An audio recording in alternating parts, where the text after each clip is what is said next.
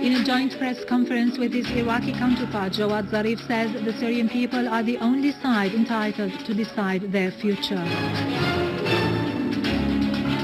The Syrian Arab Army restores security and stability to several areas in Aleppo, Lattakia countryside and Homs. The Egyptian people participate on a wide scale in the referendum on the new constitution.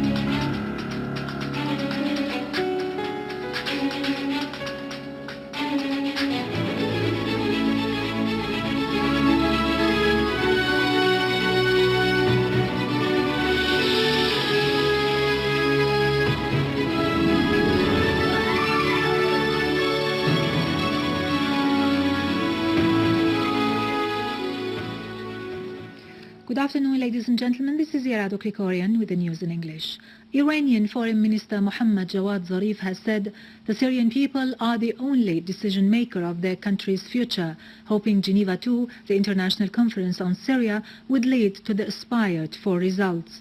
During a joint press conference with his Iraqi counterpart Hoshyar Zibari in Baghdad, Zarif said Iran will attend Geneva II if it is invited. Zarif said Iraq was the victim of terrorism, referring to his country's support for the Iraqi government's efforts to combat terrorism. Zibari, on his part, voiced support for the presence at the conference in Geneva of all the states concerned with the crisis, including Iran. Upon his arrival earlier at Baghdad airport from Beirut, the Iranian foreign minister said extremism and terrorism were a regional problem that needed regional solutions, as well as the cooperation of all the states of the region.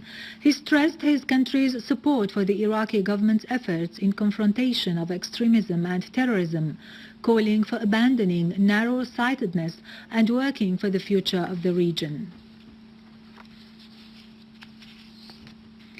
Palestinian Minister of Labour Ahmed Mojdalani has said the armed groups have targeted all Palestinian camps in Syria, inflicting heavy losses on them in men and material and leading to a huge humanitarian catastrophe that has formed a burden for the Syrian state.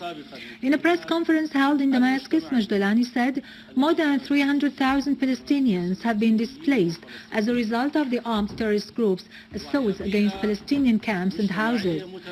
The most dangerous of which has been the targeting of Al Yarmouk camp by those groups who have carried out acts of systematic terrorism against the inhabitants. Mojdalani said the Syrian state has exerted big efforts to allow the entrance of assistance into the camp. However, the terrorist groups targeted the assistance convoys, he added. Mojdalani stressed that using the Palestinians as a side in the crisis in Syria will not serve any political demand or objective, adding that a set of alternatives have been discussed to deal with the situation in Al Yarmouk camp, and certain measures have been agreed upon with the Minister of Social Affairs to allow relief material into the camp and the exit of those who are willing to leave it.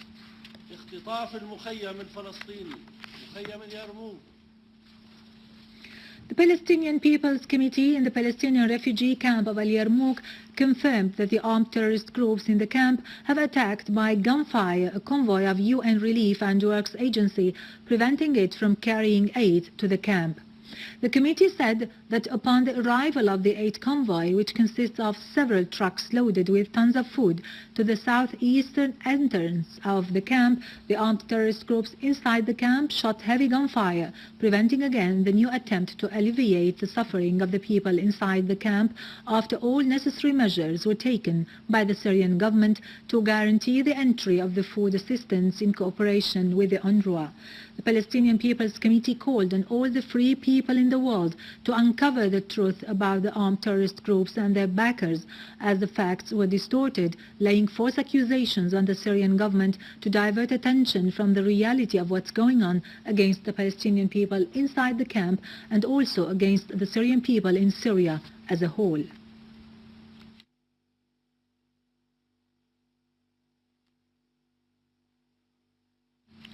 Russian Minister of Defense Sergei Shoigu said that last December Russia handed over to Syria combat equipment of high mobility capacity as well as armored vehicles and other means necessary to carry Syrian chemical weapons to Lattakia port.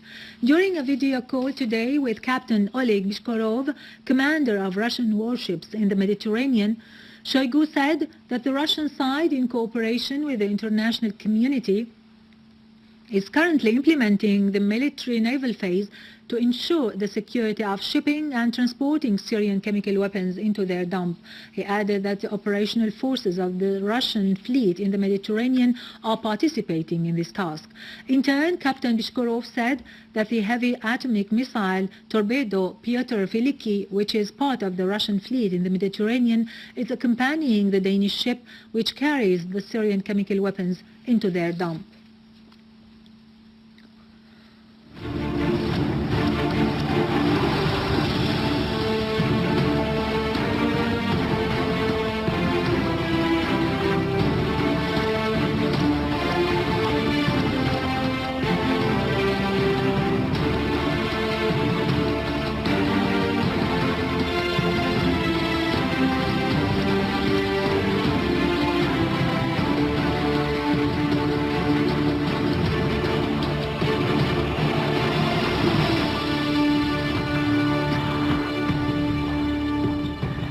Welcome back. In Aleppo, the Syrian Arab army has dismantled dozens of explosive devices planted by terrorists in Al-Naqarin, Az-Zarzour and Al-Mujbel in Aleppo suburbs after eliminating their last gatherings.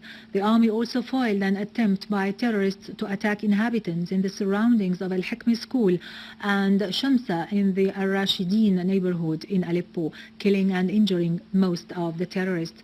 An army unit also clashed with a terrorist group that had tried to infiltrate from Bani Zayd quarter in the direction of Al-Ashrafiyeh, killing most of its members. In the ancient part of Aleppo city, a Syrian Arab army unit eliminated terrorist gatherings in Babis neighborhood and the surroundings of Aleppo Central Prison, killing scores of terrorists and wounding others. Large quantities of weapons and ammunition were destroyed. In Lattakia countryside, a military source affirmed that Syrian Arab army destroyed vehicles loaded with weapons and ammunition and equipped with machine guns, killing many terrorists. Most of them are Saudis, Qataris, Libyans, and Turkish. In Daraa province, units of the Syrian Arab armed forces have targeted terrorist gatherings in Sahm al-Jawlan, Tsil, al-Nasiriyya and al-Thuriyya roundabout, eliminating scores of them who are trying to infiltrate from Daraa countryside to Al-Mjayrim town in al-Suwaida province. Moreover, other units of the Syrian Arab armed forces have killed terrorists in Jordan Street, Al-Karak quarter, the vicinity of Al-Hamza and Bilal al-Habashi mosques, and injured others. Another unit of the Syrian Arab armed forces targeted a terrorist gathering in Al-Sahwa town and destroyed a vehicle with all terrorists inside. In Homs province, units of the Syrian Arab armed forces have targeted a number of terrorists in Al-Khalidiyya, Al-Dar al-Kabira, Arshuna and Al-Sheikh Ibrahim al-Hakim farm areas in Al-Rastan and destroyed a vehicle equipped with a 23mm machine gun. Other units of the Syrian Arab armed forces have foiled attempts made by terrorists to infiltrate between Tal Jdid and Abu al-Alaya towns, inflicting heavy losses among them. In Homs, the Syrian Arab army continued to chase the armed terrorist groups in the old neighborhoods of the city, maintaining control on several residential buildings in Bab Houd. Despite the difficulties in fighting in the narrow roads and lanes of the old city, the Syrian Arab army units continued to advance forward, pounding the terrorist gatherings, regaining control over some important buildings in order to cut off the supplies from reaching the terrorist groups in Bab Houd. In Homs, a terrorist group that tried to infiltrate from Al-Husn village and Al-Zara to Al-Mitras in Al-Naqab valley has been ambushed and completely eliminated by the Syrian Arab army units.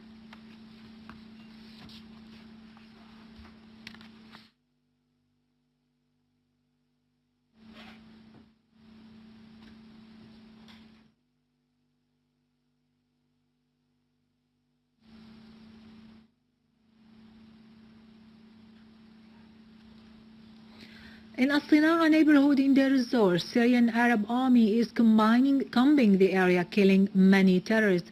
Syrian Arab army units clashed with several terrorist groups that were trying to plant explosive devices in the neighborhood, killing many of them. As-Sina'a neighborhood is considered as an important strategic area for the terrorists because it is close to Deir ez-Zor airport.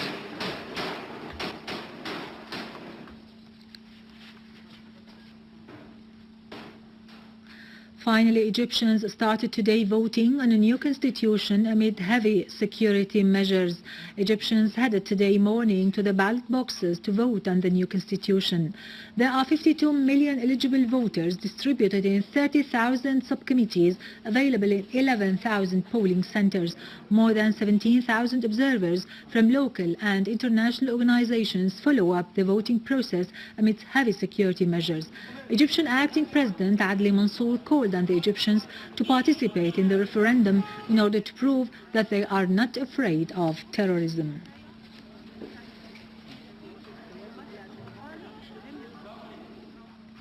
With this, we end our news for today. Thank you for watching. For more details about Syria and the region and to view this bulletin again, you can always visit our website in English, syriaonline.sy. Now to latest business and market news with Nariman Qassam, but after a short break.